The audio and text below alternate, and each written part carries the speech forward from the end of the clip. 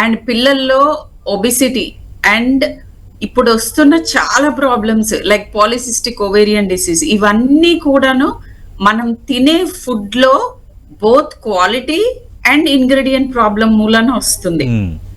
And ఇంట్లో చెయ్యని వాళ్ళకే కాదు స్విగ్గీ జొమాటో ప్రాబ్లం ఉన్నది.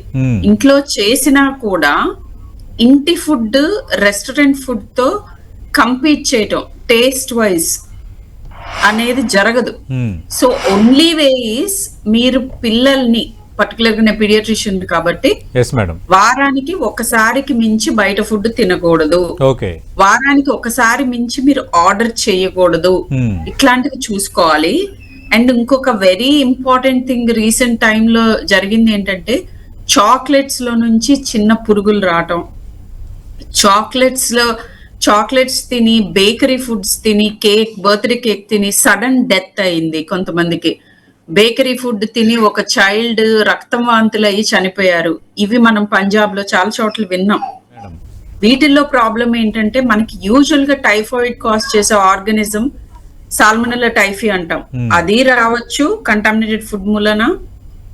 ఎక్స్పైర్ అయిన ఫుడ్ లో పర్టికులర్లీ స్వీట్స్ మిల్క్ బేస్డ్ వాటిల్లో సాల్మోనెల్లా టైఫీమ్యూరియం అని పెరిగి ఇది సీరియస్ గ్యాస్ట్రోఇంటెస్టైనల్ ఇన్ఫెక్షన్ కాజ్ చేసి చాలా తీవ్రంగా వచ్చి ఒక్కొక్కసారి డెత్ కూడా కాజ్ చేయొచ్చు. సో అండ్ ఇంకొకటి ఫుడ్ లో వాడే ఎడిటివ్స్ కి సడన్ ఎనఫిలాక్టిక్ రియాక్షన్స్ రావచ్చు. సో ఎప్పుడైనా కానీ ఏదైనా కూడా మోతాదు మించి చేయకూడదు. బయట తింటం అవ్వచ్చు, ఇంకోటి అవ్వచ్చు.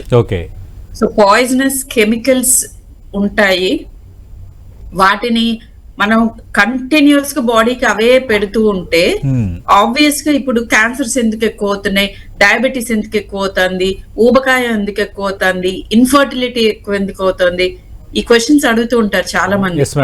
అది right from soil contamination to food contamination to air contamination to water pollution, ఇవన్నీ.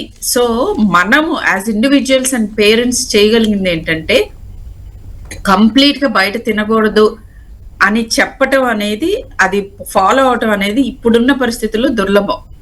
At least have a cap weekly once, not more than that. ఇట్లా చేయటం మూలంగా పిల్లల హెల్త్ మరీ రిస్క్ లో పడకుండా చూడొచ్చు. ఇంకో